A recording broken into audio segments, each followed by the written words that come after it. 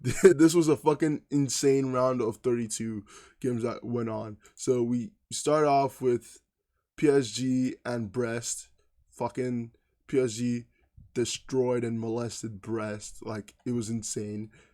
This is all in soccer, by the way, Twitch. I'm not like saying this in real life. This is all soccer lingo. Trust.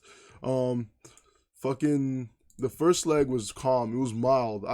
Loki was expecting something. Brest to even like put up a fight. They didn't put up a fight. Second leg, which is kind of fucking insane. Dembele scored twice, and then Vitinha scored a penalty. And then the second leg was something else. PSG ran away with it. They just did not stop scoring. Literally everybody scored a goal in the second leg. From Barcola, who's playing really well, by the way. I really like Barcola. Kvaratskhelia is fitting into the new club. I think he scored one goal in League On. And then Vitinha scored again. Doué came off the bench and scored. Nuno Mensch, the left back, he scored. I think that's who it is. Yeah, he scored. Goncalo Ramos, I think he came off the bench as well and scored.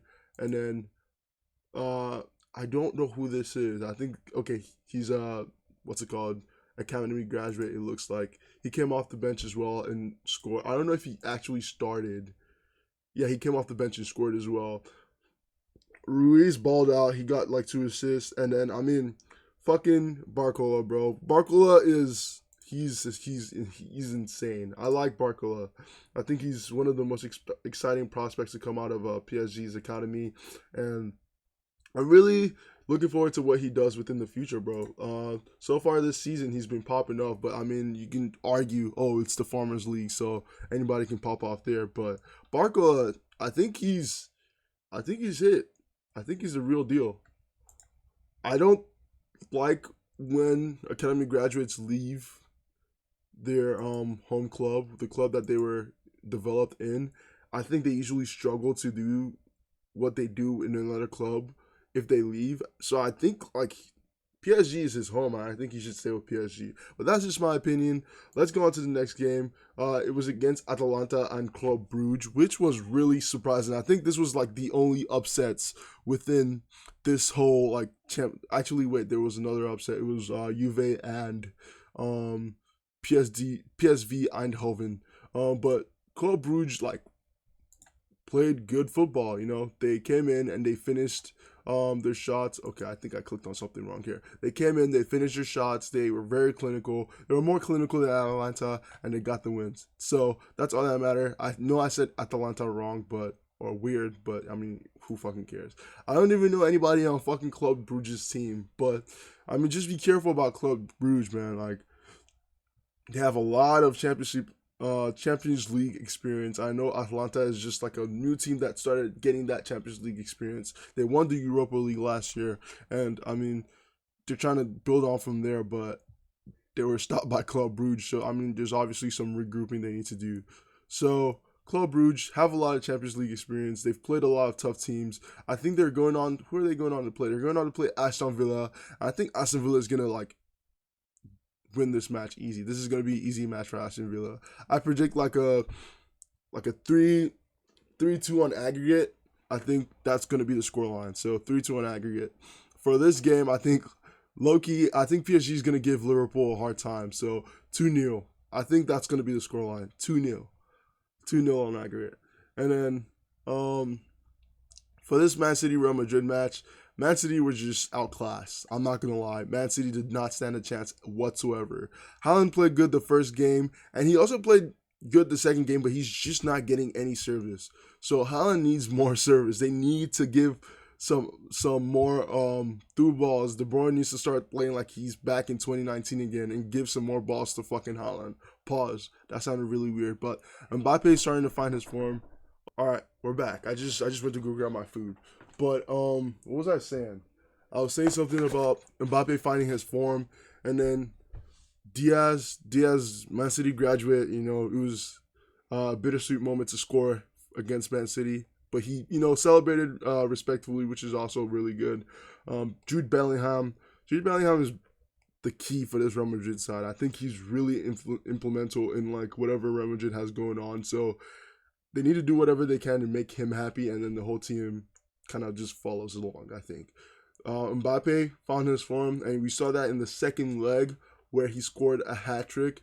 It was a complete hat trick essentially. He didn't score a penalty. He didn't score some bullshit goal. I mean, arguably he did score some bullshit goals, like the volley. That volley just should not have gone in. But the celebrations from Mbappe were really funny. I really enjoyed the celebrations from Mbappe, and yeah, Man City just need to figure out what the fuck's going on and try again next year, because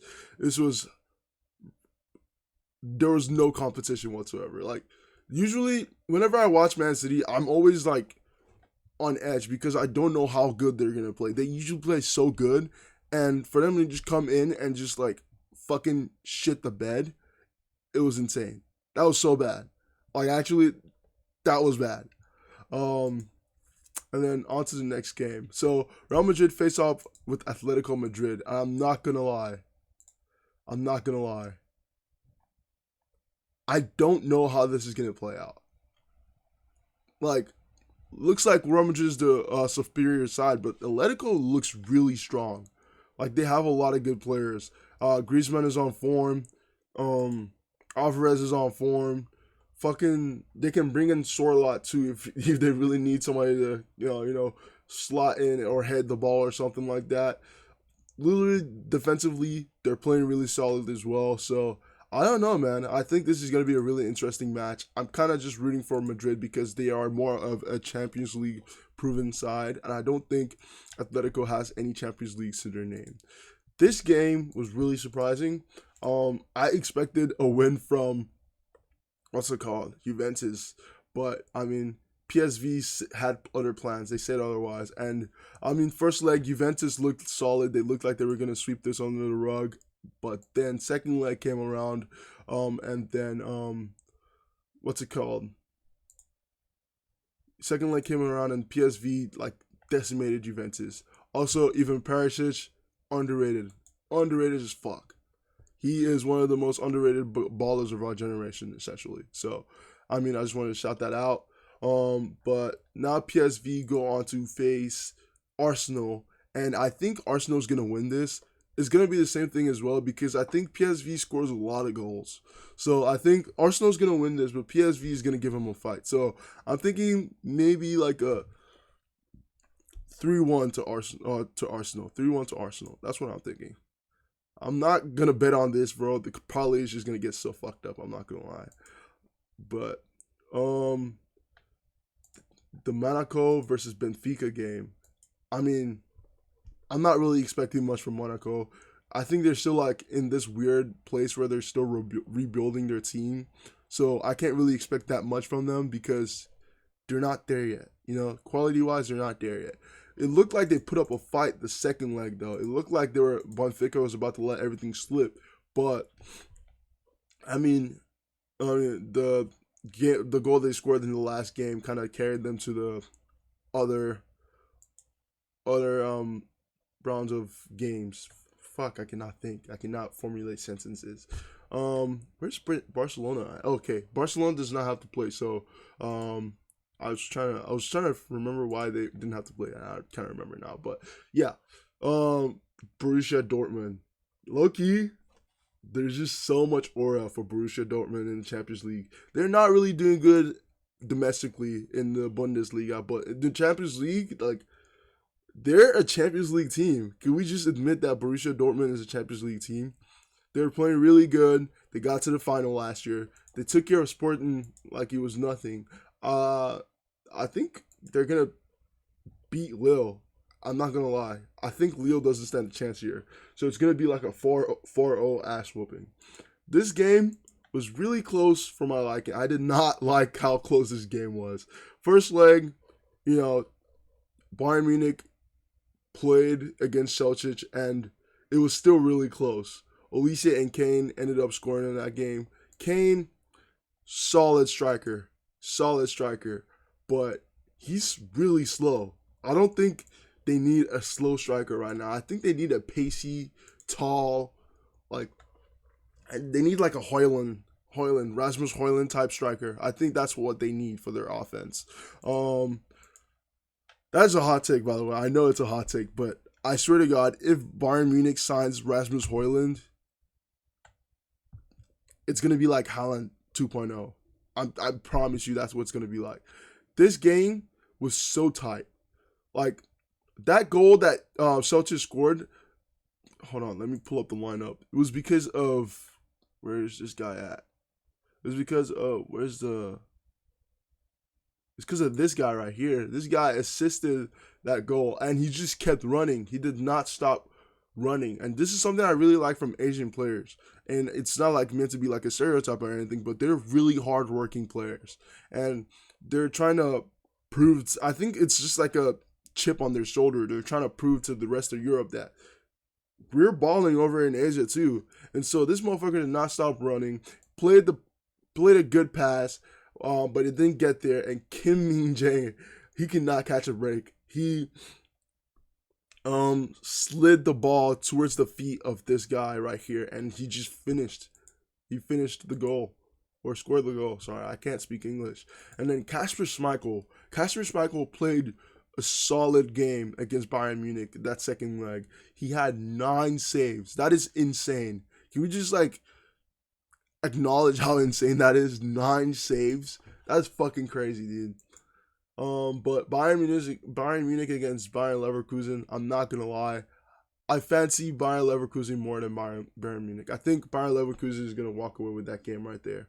And then this last game was a really big upset in my eyes because Feyenoord just completely decimated Milan. Milan looked helpless. They looked helpless. I'm not gonna lie. That's not a good thing. Because I mean, they were just finding their foot, and then I think they had a lot of momentum leading into the game. If we can take a look at their, but I think Milan had a lot of momentum leading into the game.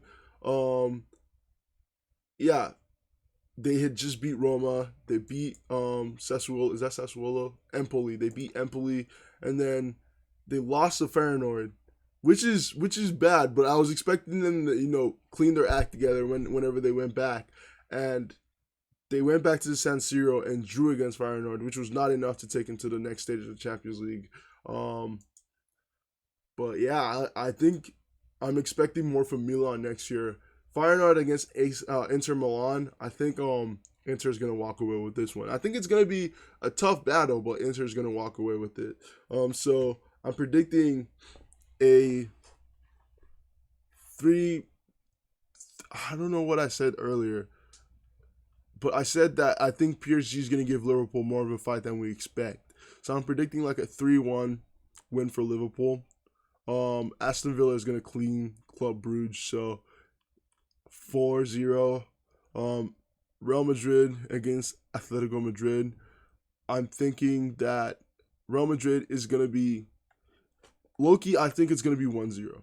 I think that's going to be the scoreline. 1-0 for Real Madrid, obviously. Hold on. I have a better view here. And then PSV Arsenal, I think it's going to be closer than we expect, but it's going to be 2-1 to Arsenal.